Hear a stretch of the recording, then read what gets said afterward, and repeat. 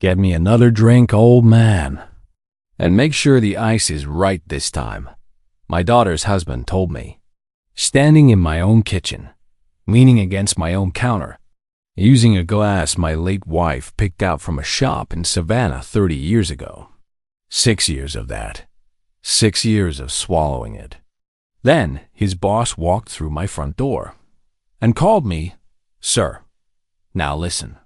This story takes its time. Don't skip ahead." Because the look on his face at the end, you have to hear the whole journey to appreciate it. And if you know what it's like to be underestimated, hit subscribe. You're in the right place. Leave a like if this story hits home for you. My name is Clarence Beaumont Holloway. I'm 63 years old. Born and raised in Charlotte, North Carolina, right off Beatty's Ford Road, in a house my grandfather built with his own hands in 1951. I went to North Carolina A&T on a partial scholarship, studied civil engineering, graduated magna cum laude in 1984. By 1991, I had founded my own firm, Holloway and Associates Civil Engineering. We did structural work for municipal buildings, bridges, highway overpasses, drainage systems.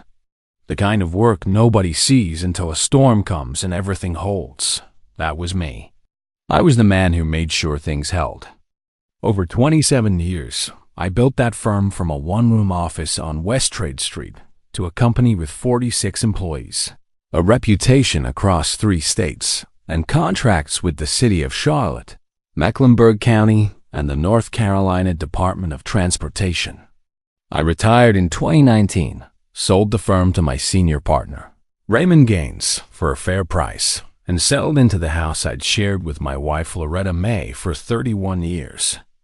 A craftsman-style 4-bedroom in Myers Park with a wraparound porch. A magnolia tree in the front yard that Loretta planted the year Naomi was born, and a study in the back where I kept every blueprint I ever drew, filed by year, in oak cabinets I built myself. Loretta passed in 2020. Pancreatic cancer. Fast and merciless. She was 60 years old, and she was the finest woman I ever knew. When she died, I thought the house would bury me in its silence. But then my daughter Naomi, our only child, she started coming by more, bringing the grandchildren. Elijah, who was 5, and little Amara, who was 3. And for a while, those kids filled that house with enough noise and laughter to keep the silence from winning. Naomi married Darnell Xavier Price in 2019, just before Loretta got sick. Big wedding. 212 guests. I paid for every cent of it. $78,000. Loretta picked out the flowers, white gardenias and pale blue hydrangeas, because Naomi loved blue as a girl. I remember standing at the altar, watching my daughter walk toward this man, and Loretta squeezing my hand and whispering, "She's happy, Clarence. That's all that matters." I wanted to believe that. I tried to believe that for 6 years.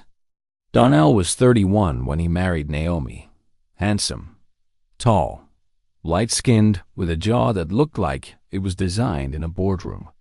He wore fitted suits and cufflinks and spoke in that particular way certain men speak when they want you to know they went to a good school. He went to Duke, undergraduate in finance, and he never let you forget it. He was a regional vice president of business development at Meridian Development Group, a commercial real estate firm based in uptown Charlotte. That title sounded impressive, and Darnell made sure it sounded even more impressive every time he said it out loud. He talked about deal flow and cap rates and market positioning the way some men talk about football, constantly, loudly, and with the unshakable conviction that everyone in the room was less informed than he was. I didn't dislike him at first. I'm not the kind of man who walks into a room with his mind already made up about someone. I shook his hand. I looked him in the eye. I gave him the benefit of what Loretta used to call the long grace. That period where you let somebody show you who they are before you decide who they are. It didn't take long. The disrespect started small. So small you could almost convince yourself it wasn't happening. It was the way he'd talk over me at Thanksgiving dinner, like my opinion on anything, politics, money, even the weather, was irrelevant. It was the way he'd look at my house and say things like, "This place has character. I'll give it that," as if he were grading a museum exhibit instead of standing in a home where 3 generations of Holloways had lived, loved, and buried their dead. Then it got bigger.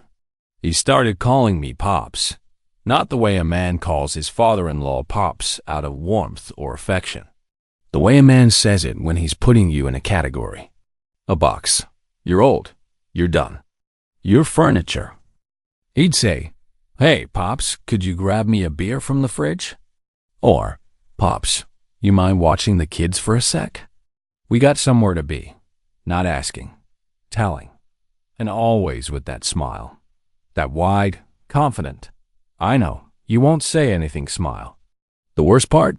He did it in front of Naomi. And Naomi, she didn't see it. Or maybe she saw it and decided it was easier not to fight. I don't know. But she'd just look at me with those soft brown eyes, Loretta's eyes, and give me a little half smile, like an apology she didn't have the words for. I remember one Sunday afternoon. It was the fall of 2022.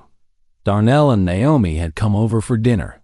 I had spent 3 hours in the kitchen making Loretta's pot roast, the one with the rosemary and the red wine reduction, the one she used to make for every birthday in this family.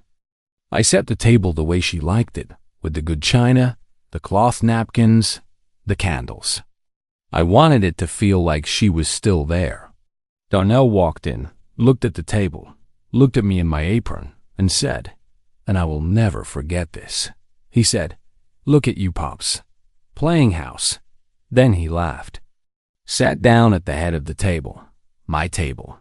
The chair where I'd sat for 30 years. The chair where Loretta used to reach over and squeeze my hand before we said grace. He just sat there like he owned it. I didn't say a word. I served the food. I poured the wine. I cleared the plates when he was done.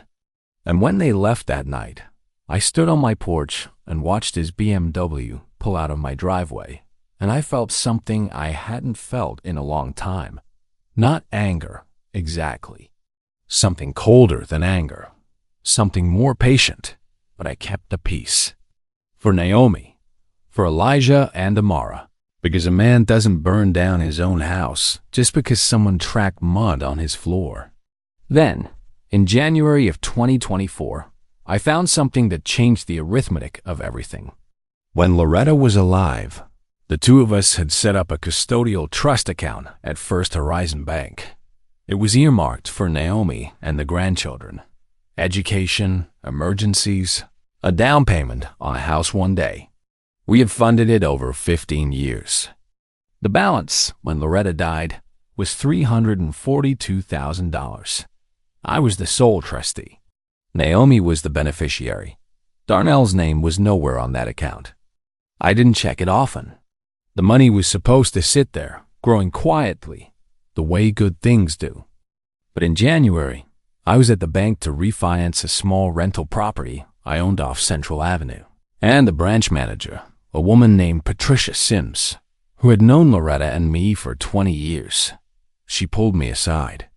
She didn't want to alarm me, she said, but there had been some activity on the custodial trust that she thought I should review. Activity. I sat down in her office. She turned the monitor toward me, and I saw it. Withdrawals, dozens of them, going back nearly 4 years. 5,000 here, 8,000 there, 12,000 in 1 month, 22,000 in another, spread across ATM withdrawals, wire transfers, and cashier's checks, all routed through a secondary checking account that had been linked to the trust using a power of attorney document I had never signed. The total amount withdrawn was $187,412. I sat very still. I looked at Patricia. She looked at me with the expression of a woman who has delivered bad news before and hates it every single time. "Mr. Holloway," she said quietly, "the power of attorney on file. It has your signature?" But I've seen your signature for 20 years. And this isn't it? I asked her who presented the document. She pulled up the record. The POA had been submitted in person at the South Park branch in March of 2020, 1 month after Loretta's funeral. The name of the individual who submitted it was listed on the intake form. Darnell Xavier Price. I took my glasses off. I set them on the desk. I pressed my thumbs against my closed eyelids until I saw sparks. And I sat there for a long time in that quiet office, with the hum of the overhead lights and the distant sound of the tellers' voices on the other side of the wall. Patricia didn't rush me. She just sat there with her hands folded, the way decent people do when they know someone is breaking inside. $187,000. Money Loretta and I had saved over 15 years.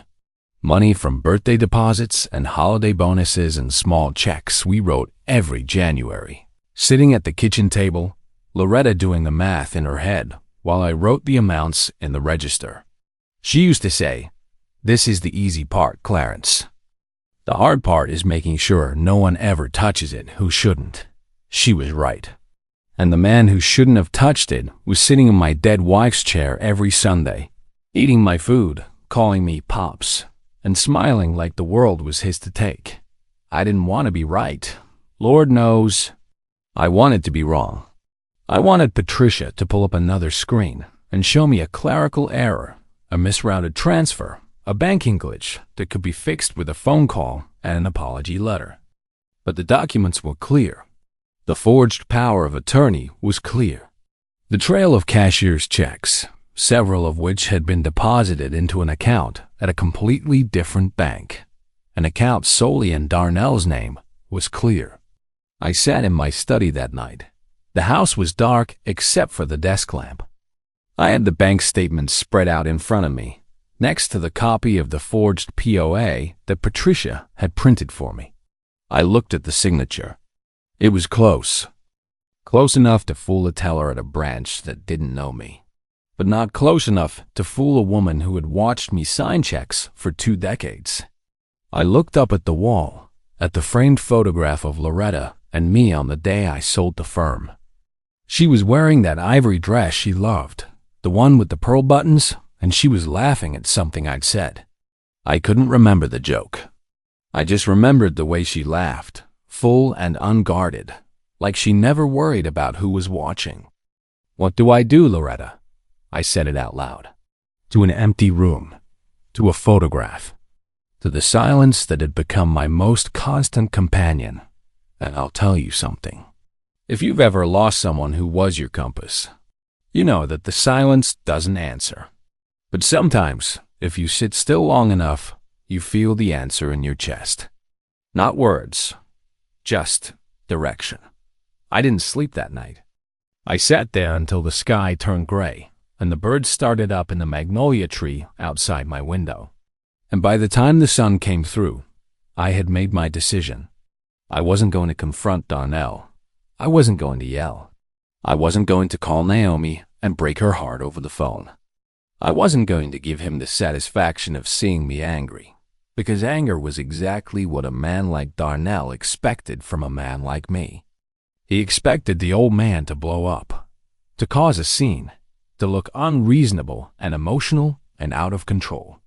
And then he'd do what men like him always do. He'd turn to Naomi and say, "See? Your father's losing it. He's paranoid. He's confused. We need to talk about what to do with him." No, I wasn't going to play his game. I was going to play mine.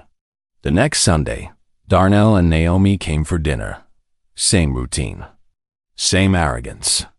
He walked in wearing a cashmere sweater and Italian loafers, tossed his keys on the hall table like he was checking into a hotel, and said, "What's cooking, Pops?" "Smells like you actually tried today." I looked at him. I looked at those loafers. I wondered how many of Loretta's carefully saved dollars were on his feet, and I smiled. "Pot roast," I said. "Loretta's recipe." He didn't even acknowledge the name. He just nodded and walked into the living room, pulled out his phone, and started scrolling. Naomi came into the kitchen and kissed me on the cheek. She looked tired. She always looked tired these days, and I wondered how much of that exhaustion came from living with a man who treated generosity like weakness and kindness like an open vault. "You okay, Daddy?" she asked. "I'm fine, baby girl. Just fine." And I was fine, because I had a plan. And patience is a quiet weapon that loud men never see coming. Over the next several weeks, I moved carefully, methodically, the way I used to plan a bridge foundation, checking the soil, testing the load, calculating every stress point before laying a single beam. First, I called my attorney, Reginald Tate, a man I'd known since law school at NC Central. Reginald had handled the sale of my firm, my estate planning after Loretta passed, and every legal matter of consequence in my life for 30 years. I sat in his office on South Tryon Street on a Tuesday morning and laid the bank statements on his desk, one by one, like dealing cards. Reginald studied the documents for a long time. He didn't interrupt. He didn't gasp. He just read, and when he was done, he looked up at me with the expression of a man who has seen the worst of human nature in family disputes and still hasn't grown numb to it. "Clarence," he said slowly, "this is forgery, and it's theft. Grand larceny, technically, given the amount. You understand what that means. I understand. You want to press charges?" I thought about that. I thought about Naomi's face, about Elijah and Amara, about what it would mean for those children to watch their father in handcuffs. "Not yet," I said. "I want options. And I want everything documented so tight that when the time comes, there's no room for him to wiggle." Reginald nodded. "Then we build the file." And that's what we did. Reginald brought in a forensic accountant named Claudia Whitfield, a sharp woman out of Durham who specialized in financial fraud cases. Claudia traced every single withdrawal. She followed the cashier's checks to Darnell's personal account at Bank of America. She pulled the deposit records. She cross-referenced the amounts with purchases: a 2022 Mercedes-Benz GLE, a $12,000 annual membership at Carmel Country Club, a $7,000 bridling watch he wore to church on Sundays. And this one stung the most: a down payment on a rental property in Ballantine that Darnell had put solely in his own name. A rental property purchased with money Loretta and I had saved for our grandchildren's education. Money she had calculated at the kitchen table while the cancer was already growing inside her, though neither of us knew it yet. Claudia also confirmed what Patricia Sims had noticed. The signature on the power of attorney was forged. The handwriting expert Reginald retained, a retired FBI examiner named Dr. Franklin Mosley, provided a formal analysis. The forgery was competent but not expert. Certain letter formations, the way I looped my capital C, the pressure pattern on my H, were wrong. Darnell had practiced, but he wasn't good enough. He didn't need to be good enough. He just needed to be good enough to fool a teller at a branch where nobody knew my face.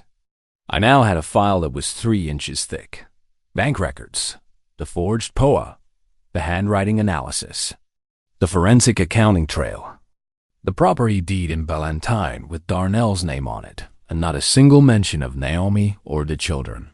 Everything was dated, verified, and witnessed. And through all of this, I kept having Sunday dinners with the man. That was the hardest part. Not the legal work, not the meetings with Reginald and Claudia.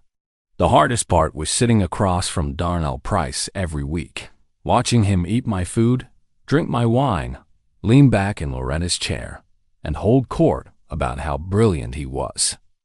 He loved to talk about his job, about the deals he was closing at Meridian Development Group, about how the CEO, a man Darnell referred to only as Victor with a familiarity that suggested close friendship, was grooming him for a senior position. Darnell would sit at my table and say things like, "Victor's got me running point on the Ballantine mixed-use project. $42 million in projected revenue. That's the kind of deal that changes your trajectory." He'd look at me when he said things like that. not to include me in the conversation, but to make sure I understood the distance between us. Between his world of cap rates and deal flow and my world of, what? Pot roast and old blueprints? One evening, he actually said it out loud. We were in the living room. Naomi had taken the kids upstairs for their bath.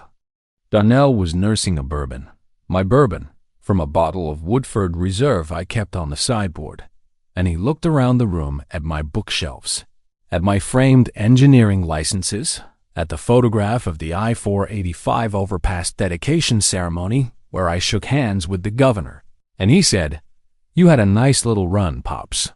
Building things, getting your hands dirty." That was the old economy. But the world runs on capital now. Relationships. Access. You wouldn't understand it. I looked at him over the rim of my coffee cup. "You're probably right," I sighed. He nodded, satisfied. He never once considered that I might be lying. Here's the thing about Darnell that made the whole game possible. He was a man who believed his own performance so completely that it never occurred to him that anyone else might be performing too. He saw what he wanted to see. An old man in a cardigan. A retired engineer puttering around a house that smelled like Loretta's perfume and yesterday's cooking. A man who said, "Yes, sir," and "No, sir," and fetched drinks when asked. He looked at me and saw someone who had already been filed away. Archived. Done. He never once, not in 6 years, asked me a single question about my career. Not one. He didn't know about the 46 employees.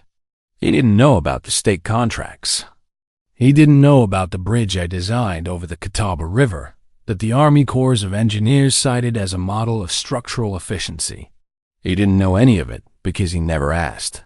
And Naomi, well, Naomi knew her daddy built things, but she was a child when the firm was at its peak, and the details had faded for her the way parents' accomplishments always fade for their children, becoming background music instead of headlines. And he certainly didn't know about Meridian Development Group. Let me tell you about that. 12 years ago, in 2012, Meridian was a struggling commercial real estate startup run by a man named Victor Langston Ashford. Victor was 58 now, but back then he was 46, smart, ambitious, and nearly bankrupt. He had good instincts for development, but no capital. His first 2 projects had stalled. His investors were pulling out. He was 3 months from closing the doors. I knew Victor through the Charlotte business community. We'd served together on the board of the Charlotte Regional Business Alliance. We'd play golf at Quail Hollow twice a year. He was a good man. Principled, hard-working, the kind of man who looked you in the eye and kept his word. And in 2012, when he came to me with a business plan and a desperate need for capital, I did something I'd only done twice before in my career. I invested $2,300,000. Silent partner. No title, no office, no nameplate on the door. Just a founding investment stake and a handshake with a man I trusted. The agreement was structured through an LLC Holloway Capital Partners, and my name appeared only in the operating documents filed with the North Carolina Secretary of State. Not on the website, not on the letterhead, not in the company directory. That was how I wanted it. I was already planning my retirement. I didn't need another job. I didn't need my name on another building. I just believed in Victor's vision, and I had the means to help him realize it. And realize it he did. With that capital, Victor stabilized Meridian, completed his first 2 projects, built a reputation, and grew the company into one of the most respected commercial developers in the Carolinas. By 2024, Meridian had a portfolio worth over $400 million. And my original investment had returned itself many times over in distributions, equity appreciation, and annual dividends that deposited quietly into my Holloway Capital account every quarter. Darnell Price, my daughter's husband, the man who told me I wouldn't understand the modern economy, had been working at Meridian Development Group for 8 years. And in 8 years, he had never once learned that the quiet old man who fetched his drinks on Sunday evenings was the founding investor who had kept his company alive. Victor knew, of course. Victor and I spoke regularly. We had lunch every few months at Mimosa Grill, where we'd sit in the back booth and talk about the market, about our grandchildren, about getting old. Victor called me Mr. Holloway or Sir. Always had. Always would. That was the kind of man he was. But Darnell? Darnell called me Pops and asked me to refill his glass. The irony was so sharp it could cut glass. And I let it sit there, gleaming for months. Now, while I was building the legal file with Reginald, Claudia's forensic trail had uncovered another layer. The Ballantine rental property that Darnell purchased with the stolen trust money. It wasn't just a rental. Claudia found a second LLC registered in Delaware called Price Equity Holdings. Darnell was the sole member. The LLC had been used to purchase not one but 2 additional properties, a condo in South End and a small commercial unit in Noda, totaling another $220,000 in acquisitions. The funding sources for these purchases trace back to a line of credit secured against the Ballantine property. In other words, Darnell had used the first stolen asset as collateral to borrow more money to buy more assets, all in his own name, building a private portfolio with capital that originated entirely from the trust Loretta and I had created for our grandchildren. He was building an empire on the back of a dead woman's love or family. When Claudia showed me the Delaware LLC documents, I sat very still for a long time. Reginald was watching me. Claudia was watching me. They were waiting for the reaction, the fist on the table, the curse word, the old man losing his composure. I didn't give them that. I asked Claudia one question. Is all of this documented and admissible? She said yes. I said, good. Add it to the file. And then I went home and sat in my study and looked at Loretta's photograph again. This time, I didn't ask her what to do. I already knew. I just needed to see her face, to remember why any of this mattered. It mattered because that money was her love made tangible. Every dollar was a decision she and I made together, sitting at that kitchen table, choosing to put aside something today so that Naomi and her children would have something tomorrow. Darnell hadn't just stolen money. He had stolen the physical expression of a mother's hope for her grandchildren's future. And he'd used it to buy Italian loafers and a country club membership and rental properties with his name on them. That was the scope of it. That was what I was carrying every Sunday when I set the table and served the food and smiled and said, "More wine, Darnell?" It was the first week of March 2024 when Darnell announced the dinner. He and Naomi were at my house, a Wednesday evening, unusual for them. Darnell was in high spirits. He had his phone out, showing Naomi photographs of a restaurant he wanted to take his team to, talking faster than usual, his leg bouncing under the table the way it did when he was excited about something. "Big news, Pops," he said, barely looking at me.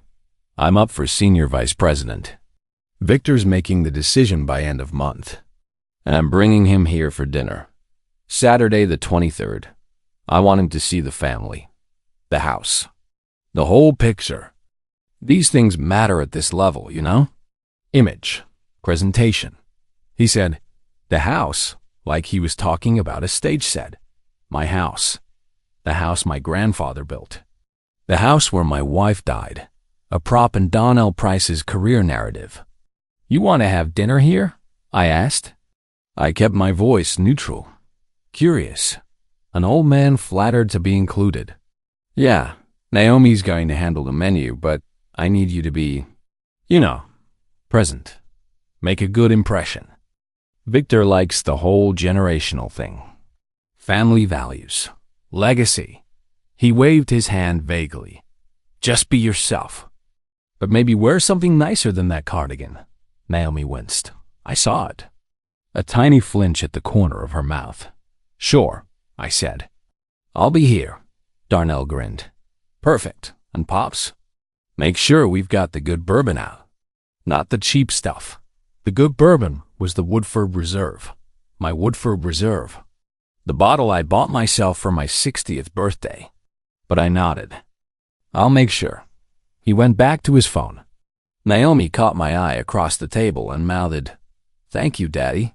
I gave her a small nod. That night, after they left, I sat on the porch in the dark. The magnolia tree was bare. It was still winter, and the branches looked like veins against the streetlight.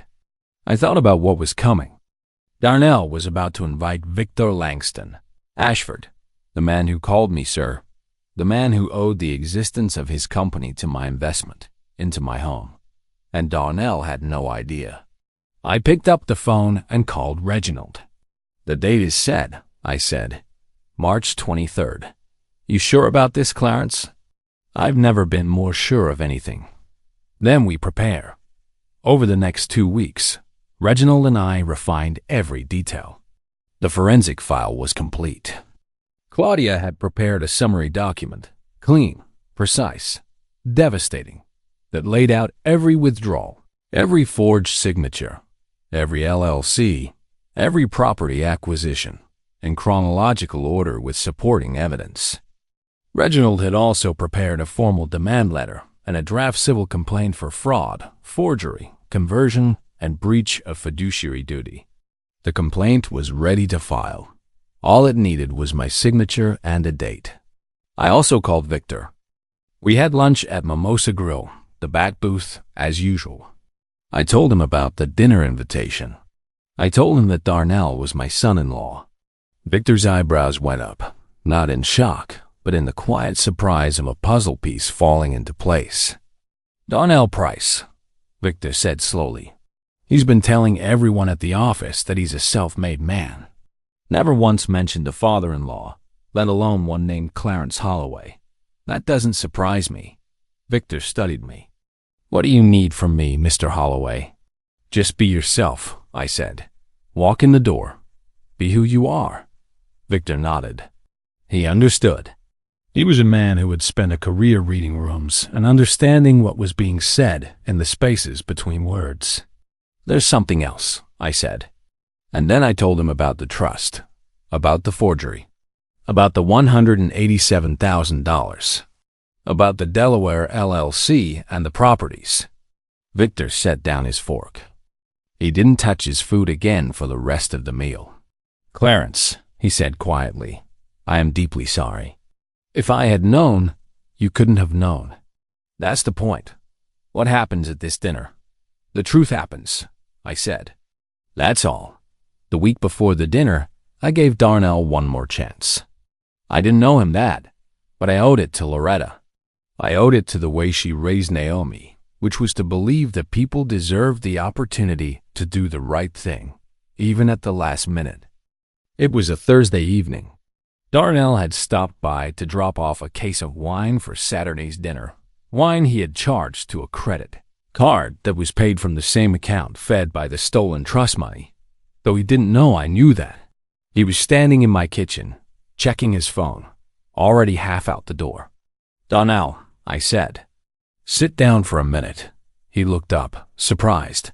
I rarely initiated conversation with him. He sat. "I want to ask you something," I said. "And I want you to be honest with me." Man to man. He shifted in his seat. "Sure, Pops. What's up? Is there anything you need to tell me? Anything about money? Or anything involving Naomi's accounts? Before Saturday? Before this dinner? I want you to know you can always tell me the truth." I watched his face. I watched it carefully, the way I used to watch soil samples for signs of instability, and I saw it. A flicker. Just a flicker. A half second where something behind his eyes moved. Fear, maybe, or recognition. The faintest awareness that the question wasn't casual. But Darnell was a man who had been performing for so long that the performance had become involuntary. The flicker vanished. The smile came back. The confidence reassembled itself like a mask snapping into place. "Pops," he said, almost laughing, "I don't know what you're talking about." "Everything's good." Better than good.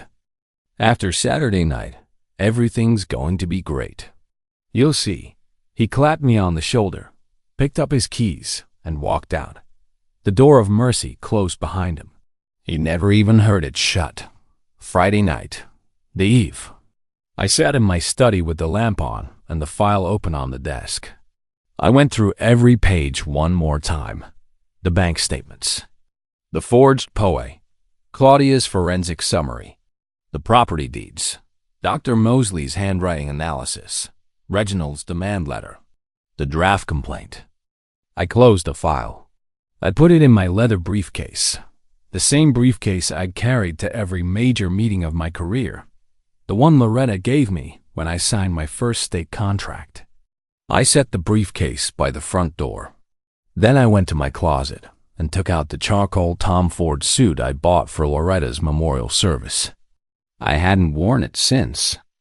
I laid it on the bed, chose a white shirt with French cuffs, selected the sterling silver cufflinks Loretta gave me for our 25th anniversary.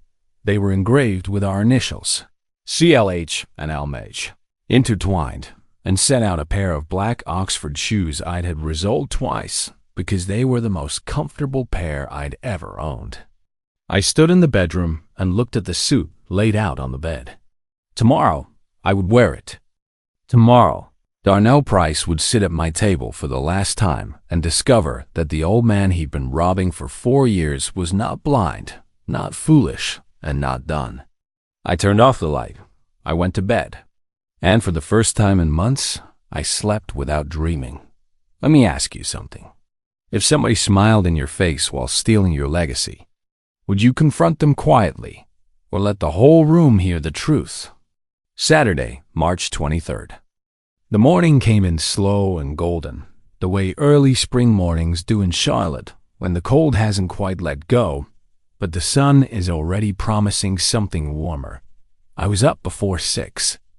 I made coffee, strong, black, 2 sugars, the way Loretta taught me, and I sat on the porch with the cup warming my hands and watched the light come through the magnolia tree. The branches were still bare, but if you looked closely, you could see the buds beginning to form. Tight little green fists, clenched and waiting for the right moment to open. I understood that feeling. By noon, the house was in motion. Naomi arrived at 11 with bags of groceries. She had planned the menu herself. Roasted lamb with a mint chimichurri, garlic mashed potatoes, roasted asparagus, a mixed green salad with candied pecans and a honey vinaigrette, and a sweet potato pie for dessert. Loretta's sweet potato pie recipe, the one with the bourbon and the brown sugar crust. Naomi had learned it from her mother when she was 15, standing in the same kitchen, and she made it every year at Thanksgiving. The fact that she chose it for tonight told me something. She wanted her mother in the room, too. I helped her unload the groceries. We worked side by side in the kitchen, the way Loretta and I used to, and for a while it was just the two of us, and the house felt the way it used to feel, alive, full, purposeful. Naomi hummed while she worked. She had a beautiful voice, the same low alto as her mother. I watched her slice the garlic, steady and precise, and I felt the weight of what was coming press against my chest like a hand. She was going to be hurt tonight. There was no way around that. When the truth about Darnell came out, it would shatter something in her that I couldn't protect. A father's deepest instinct is to stand between his child and pain, but this time, the pain was already inside the house. It had been living with her for years, wearing a cashmere sweater and Italian loafers, calling her husband. All I could do was make sure the truth came out cleanly, without cruelty, and then be there to catch her when it landed. Darnell arrived at 3 o'clock with the children. Elijah was wearing a little blazer and clip-on tie. Naomi's doing, no doubt, and Amara had on a dress with yellow flowers that made her look like a tiny garden. They ran to me the way children run to people they trust without reservation, and I scooped them both up, one in each arm, and held them against my chest and breathed in the smell of baby shampoo and grape juice and everything good and uncorrupted in this world. Darnell came in behind them. He was wearing a navy blue suit, not Tom Ford, but close. A pale blue pocket square. The Breitling watch. He looked like a magazine advertisement for a man who had everything figured out. He surveyed the dining room, nodded approvingly at the table setting, the good china, the crystal glasses, the fresh flowers Naomi had arranged in a low centerpiece, and said, "This'll work. This is good." He looked at me. I was still in my regular clothes, khakis, and a button-down. "You're going to change, right?" he said. Not a question, an instruction. "I have something picked out," I said. "Good. Nothing too old school, okay? Victor's a modern guy. He appreciates polish." "I'll do my best," I said. He missed the weight of those words entirely. He always did. At 5:30, I went upstairs and changed. The charcoal Tom Ford, the white shirt with the French cuffs, Loretta's cufflinks, the black Oxfords. I stood in front of the mirror in the bedroom and adjusted my tie, a deep burgundy silk that Loretta had picked out years ago, saying, "This color makes you look like you own the building, Clarence." I looked at myself. 63 years old. Gray at the temples, lines around the eyes. Hands that had held blueprints and babies and a dying woman's fingers in a hospital bed at 3 in the morning. These were not the hands of a man who fetched drinks. These were the hands of a man who built things that lasted. I picked up the leather briefcase from beside the front door and set it in my study, behind my desk, where it would be within reach when the time came. Then went into the kitchen, checked the lamp, adjusted the oven temperature by 10 degrees, and poured myself a small measure of the Woodford Reserve. Just enough to steady the current running beneath my calm. The doorbell rang at 6:15. Darnell nearly tripped over himself getting to the door. He straightened his jacket, checked his reflection in the hallway mirror, and opened it with the wide, gleaming smile of a man who believed he was about to be crowned. Victor Langston Ashford stood on my porch. He was 60 years old, tall, with steel gray hair cropped close, and a bearing that suggested military service, though he had never served. He wore a dark suit, no tie, a white shirt open at the collar, simple, confident. He carried a bottle of wine in one hand and a small gift bag in the other. "Darnell," Victor said, shaking his hand. "Thank you for the invitation. Beautiful home." "Thank you, sir." "Please, come in." Darnell was almost vibrating. He stepped aside and gestured broadly, as if presenting a property to a buyer. "Let me introduce you to the family. This is my wife, Naomi."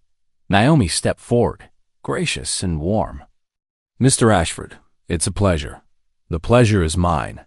Mrs. Price." Victor handed her the gift bag, a scented candle from a boutique in Dilworth. "For the hostess." Then Victor looked past Darnell, looked past Naomi, looked down the hallway to where I was standing, just inside the dining room doorway, my hands clasped in front of me, the Tom Ford fitting like it was made for this exact moment. And Victor Langston Ashford's face changed, not dramatically, not theatrically. It was subtle, the way a man's face changes when he walks into a room and finds someone he respects deeply. His posture shifted, his chin lifted slightly, his eyes softened with recognition and genuine warmth. He walked past Darnell. He walked past Naomi. He crossed the hallway in 4 long strides, extended his hand, and said, in a voice that carried clearly through the entire first floor of the house, "Mr. Holloway, sir, it is an honor to be in your home." The silence that followed was so complete I could hear the clock ticking in the study. Darnell's smile didn't die all at once. It faded in stages, like a light on a dimmer switch. First the corners of his mouth went flat. Then his eyebrows drew together. Then his jaw loosened, just slightly, as the gears in his mind tried to process what he had just witnessed. His boss, the CEO of the company where he had worked for 8 years, the man whose approval he craved like oxygen, That man had just walked past him like he was furniture and addressed the old man in the cardigan. Except, tonight the old man was wearing Tom Ford with the kind of deference usually reserved for senators and bishops. "Victor," I said, shaking his hand firmly. "It's good to see you. Thank you for coming. Wouldn't have missed it, sir." Darnell's mouth opened, closed, opened again. You two know each other?" Victor turned to him. "Know each other? Darnell, this man is the reason Meridian exists. Mr. Holloway was our founding investor. Without his capital in 2012, there is no Meridian Development Group. There is no Ballantine mixed-use project. There is no company for you to work at." He turned back to me. "I've been trying to get this man to accept a board seat for years. He keeps telling me he's retired." I smiled. "I am retired, Victor. You're the most productive retired man I've ever known." "Sir." Darnell was standing in the hallway with his hands at his sides. The navy suit, the pocket square, the bridling, all of it suddenly looked like a costume.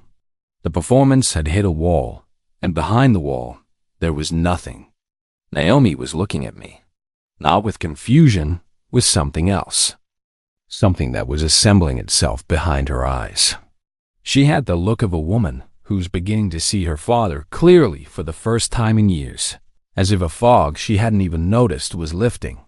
"Daddy," she said quietly. "You never told me. You never asked, sweetheart." We moved into the dining room. I sat at the head of the table, my chair. Loretta's magnolia centerpiece was between us, and the candles threw warm light across the china and the crystal. Victor sat to my right. Naomi sat to my left. The children were upstairs with a babysitter Naomi had arranged, and Darnell. Darnell sat at the far end, the foot of the table, a position he had never occupied in this house before. He looked diminished already, and the evening had barely begun. Dinner was served. The lamb was perfect. Naomi had Loretta's instincts in the kitchen, and the meat fell apart at the touch of a fork, the mint timoturi bright and sharp against the richness of the roast. Victor complimented every dish. We talked, Victor and I, about the Charlotte development scene, about the new light rail extension, about the structural challenges of building on the clay soil south of the city. It was a conversation between two men who understood each other's language, and it flowed easily, naturally, the way conversations do when they are rooted in mutual respect. Darnell tried to insert himself.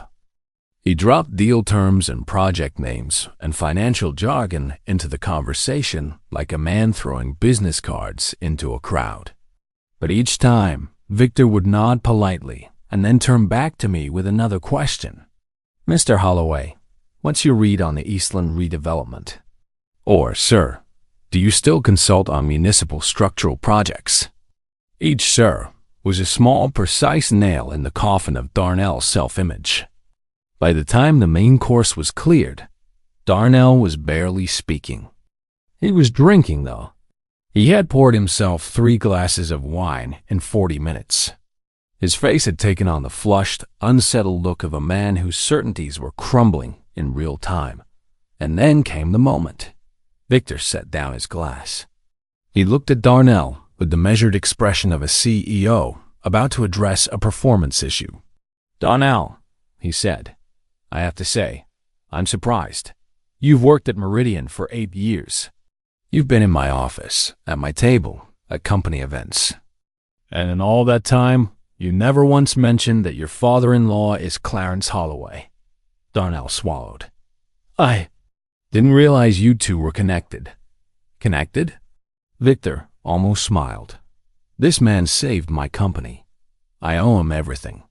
And you're telling me that in 8 years, you never bothered to learn that? Never asked your wife about her father?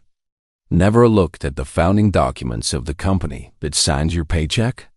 Darnell had no answer. His mouth worked, but nothing came out that mattered. I let the silence hold for a beat. Then I stood up. "Victor," I said, "I appreciate you being here tonight. Truly. But there's another reason I wanted you at this table. And Darnell, I think you know what's coming. Darnell looked up at me. For the first time in 6 years, he didn't see an old man. He saw something else. Something that made the color drain from his face, the way water drains from a cracked vessel. I walked to my study. I retrieved the briefcase. I brought it to the dining room and set it on the table, next to the centerpiece Naomi had arranged with such care. I opened it and removed the file. 3 inches thick, bound with a clip, every document tabbed and labeled. "Darnell," I said, "on March 14th, 2020, 1 month after my wife's funeral, you walked into the South Park branch of First Horizon Bank and presented a forged power of attorney bearing my name. You used that document to gain access to a custodial trust account that Loretta and I established for Naomi and our grandchildren. Over the following 4 years, you withdrew $187,412 from that account. I laid the first set of documents on the table. The bank statements. The forged POA. I placed them in front of Darnell, fanning them out the way a dealer fans cards. You used that money to purchase a Mercedes-Benz, a country club membership, a bridling watch. I looked at his wrist. He reflexively covered the watch with his other hand. You also used $62,000 of those funds as a down payment on a rental property in Ballantine, which you placed in an LLC called Price Equity Holdings, registered in Delaware, with yourself as sole member. From that property, you leveraged additional credit to acquire 2 more properties, a condo in South End and a commercial unit in Noda. None of these assets have Naomi's name on them. None of them have our grandchildren's names on them. They are solely and entirely in your name. I laid Claudia's forensic summary on the table. The property deeds, the LLC registration, the credit line documentation, page after page after page, each one a brick in the wall of evidence. The signature on the power of attorney was examined by Dr. Franklin Mosley, a retired FBI forensic document examiner. His conclusion is definitive. The signature is a forgery. I placed Dr. Mosley's report on the table. The room was silent. Naomi had her hand over her mouth. Her eyes were wet, but she wasn't crying yet. She was holding it, the way strong women hold their grief until they're sure of what they're grieving. Victor was sitting very still, his hands flat on the table, his jaw set. He was a businessman, and he understood exactly what he was looking at. Not just a family betrayal, a criminal act committed by an employee of his company. The implications were landing on him in waves. Darnell was staring at the documents. His face had gone through several stages: confusion, denial, calculation, and had now arrived at a place I can only describe as naked fear. His eyes were moving across the pages, but he wasn't reading. He was searching for an exit that didn't exist. "Clarence," he said. It was the first time in 6 years he had used my name. "Clarence, listen, this isn't what it looks like. I was going to put the money back. It was a temporary situation. The market was—" "Don't," I said. I didn't raise my voice. I didn't need to. "Don't insult me. Not tonight." He turned to Naomi. "Baby, you have to understand. Don't talk to my daughter right now," I said. Still calm, still steady. "You lost that right when you forged my name 1 month after you watched me lower my wife into the ground." Darnell's mouth closed. His eyes were wet. Not from remorse, from the sudden, catastrophic realization that everything he had built his identity upon was collapsing in real time. In front of his boss, in front of his wife, at a table set with the good china in a house he had treated like a stage prop. I reached into the briefcase one more time and removed the final document. A formal demand letter, prepared by Reginald Tate, outlining the full scope of the fraud and requiring the immediate transfer of all misappropriated assets, the Ballantine property, the South End condo, the Noda commercial unit, into a new trust for Naomi and the grandchildren, along with full restitution of all withdrawn funds within 60 days. This is a demand letter from my attorney, I said. It details everything I've just described, and it gives you 60 days to make it right. If you comply fully, I will not pursue criminal charges.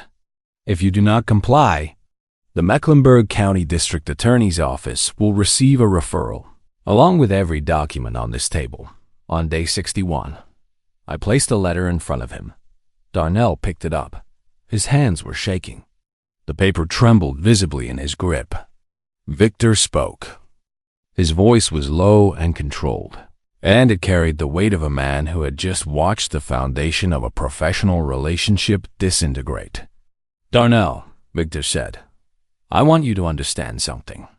On Monday morning, you will receive a formal notice from Human Resources. Your employment at Meridian Development Group is terminated, effective immediately. This is not a discussion. This is not negotiable. I built that company on integrity, and I will not have a man who forges documents and steals from his own family representing it. Darnell looked at Victor, then at me, then at Naomi. He was searching for an ally, a sympathizer, someone who would say, now hold on, let's not be hasty. But there was no one. The room had made its judgment, and the room was unanimous. He tried one more time. Naomi, baby, please. I did this for us, for the family. I was trying to build something. You were building something with my mother's money. Naomi's voice was quiet, devastatingly quiet. Loretta's voice. The same low alto, the same controlled precision.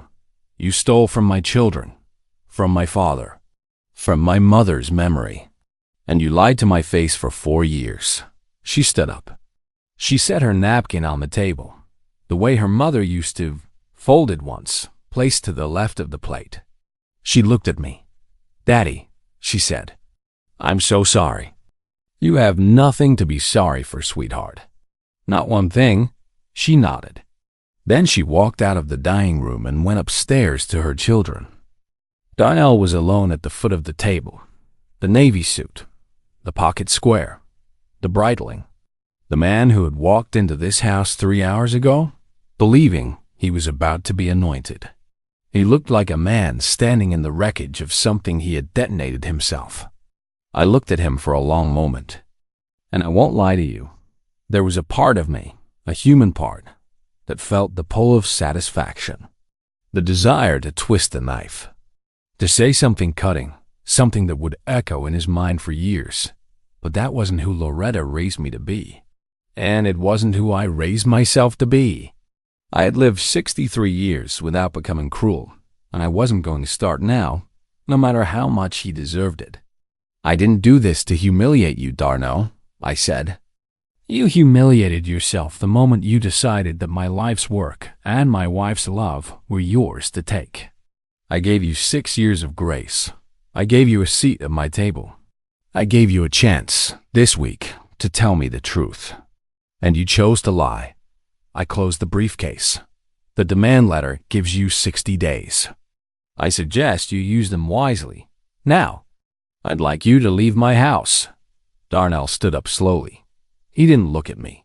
He didn't look at Victor. He walked to the hallway, picked up his keys from the hall table, the same table where he'd tossed them so carelessly for 6 years, and opened the front door. He stood there for a moment, framed in the doorway, the porch light catching the brightening one last time. Then he stepped out into the night, and the door closed behind him. Victor and I sat in silence for a while. The candles were still burning.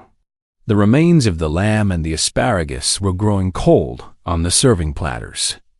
Somewhere upstairs, I could hear Naomi's voice, soft and steady, reading a bedtime story to Elijah and Amara. Mr. Holloway, Victor said at last, I've known you for 12 years, and I have never respected you more than I do right now. Thank you, Victor. How long did you know? Since January. He shook his head. 3 months. You sat across from that man for 3 months, knowing what he'd done, and you never flinched. I flinched, I said. I just did it where he couldn't see. Victor stayed for another hour. We drank the Woodford Reserve, properly, slowly, the way good bourbon deserves, and we talked about things that had nothing to do with Darnell or Meridian or money. We talked about our wives, about getting older, about the strange mercy of time, which takes so much from you, but also, if you're paying attention, teaches you what's worth keeping. When he left, he shook my hand at the door and said, "If you ever change your mind about that board seat, sir, the chair is still warm." I smiled. "Good night, Victor." I locked the door. I turned off the porch light. I walked through the quiet house, past the dining room where the candles had burned down the stubs, past the kitchen where the sweet potato pie sat untouched on the counter. We had never gotten to dessert, and into my study. I sat down at my desk. I opened the drawer and took out the photograph of Loretta and me on the day I sold the firm. I held it in my hands and looked at her face. That ivory dress, those pearl buttons, that laugh. "It's done, sweetheart," I said. "It's done." The weeks that followed were not easy. They were not supposed to be easy. Truth doesn't arrive like a sunrise, clean and golden. It arrives like surgery, necessary, healing, but painful in ways that take time to understand. Naomi moved back into the house with Elijah and Amara the following week. She didn't cry in front of the children. She cried in the kitchen, late at night, when they were asleep, sitting at the table where her mother used to do the household math. I didn't try to fix it with words. I just sat with her. I made tea. I held her hand. Some griefs are too large for advice. They just need company. She filed for divorce in April. Reginald referred her to a family law attorney named Gwendolyn Hatcher, a woman with a reputation for surgical precision in custody cases. The proceedings were straightforward. Darnell didn't contest. He couldn't contest.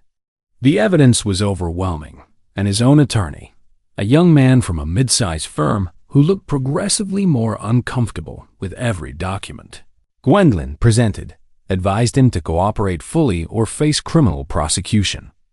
Within the 60-day window, Darnell complied with the demand letter.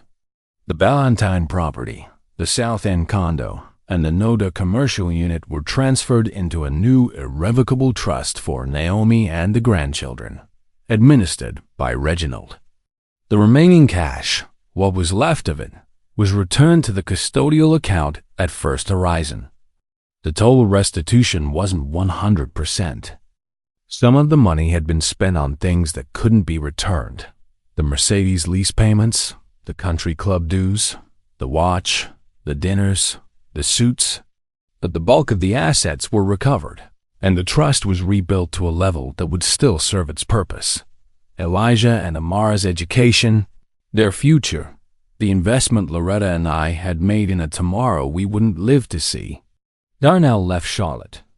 I heard through the community, not because I asked, but because Charlotte's black professional circles are smaller than people think, that he had moved to Raleigh, then to Richmond, then to somewhere in Maryland.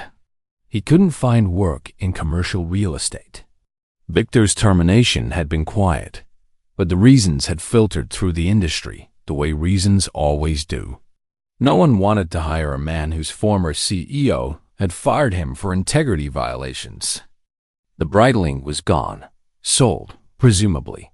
The Navy suits were probably hanging in a smaller closet somewhere. I didn't keep track. I didn't need to. The story was over, and I had no interest in writing an epilogue about his suffering. What I cared about was this house, this family, this table. On a Sunday in April, when the magnolia tree had finally opened, those tight little buds unfurling into creamy white blossoms that filled the yard with a scent so sweet it made your chest ache. I set the table for Sunday dinner. The good china, the cloth napkins, the candles. I made pot roast, Loretta's recipe, the rosemary, the red wine reduction. Naomi came down from upstairs, where she'd been helping Elijah with a school project about bridges. He had chosen the Catawba River overpass, and I had spent an hour that morning showing him the original blueprints from my oak cabinets. Watching his eyes go wide as I explained how the weight distributes across the suspension points. Amara was on the living room floor, drawing pictures of flowers with crayons, humming a song I didn't recognize, but that sounded like joy. We sat down, the four of us. I was at the head of the table, my chair. The chair where I'd sat for 30 years. Naomi reached over and squeezed my hand, just the way Loretta used to. The same gesture, the same warmth, the same unspoken language that families build over decades, word by word, meal by meal, prayer by prayer. "Thank you, Daddy," she said. "For what?" "For being patient. For not giving up on us." I looked at her. At Elijah, who was trying to balance a pea on his fork. At Amara, who had crayon on her cheek and was grinning at nothing in particular. At the magnolia blossoms visible through the window, white against the blue April sky. "I didn't do anything special, baby girl," I said.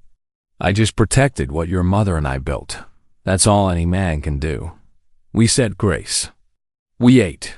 The pot roast was perfect. And the house didn't feel silent anymore. Some people confuse patience with blindness. They think because you're quiet, you don't see them moving in the dark. But a man who built his house brick by brick always knows when someone is trying to take the foundation. I didn't raise my voice. I didn't make a scene. I just let the truth do what the truth always does when you give it enough room. It fills the space. It corrects the record. And then, if you're blasted, it lets the peace come back in. Have you ever had to sit quietly and smile at someone, knowing exactly what they were trying to do to you behind your back? Tell me in the comments. I want to hear your story. If you respect the truth, if you believe that character matters more than money, hit that subscribe button. Join this community. I'll be here next week with another one. Thank you for walking this road with me today.